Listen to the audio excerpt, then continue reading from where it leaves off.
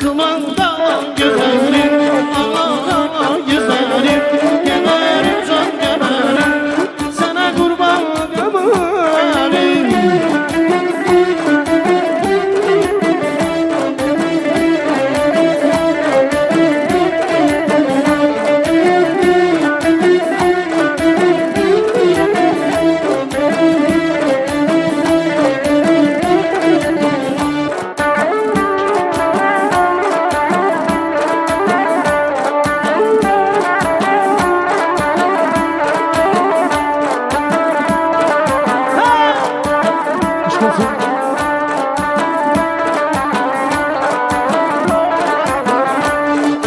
Hasretimi yollarına düzdüm ben, gözlerim doyuyor gelip gelip ben. Hasretimi yollarına düzdüm ben, gözlerim doyuyor gelip gelip.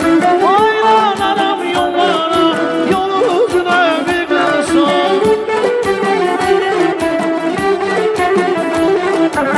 Sen yarayıp geldin, tabayı bakayım. Dumandan güzelim, ağlar güzelim, geberim sana.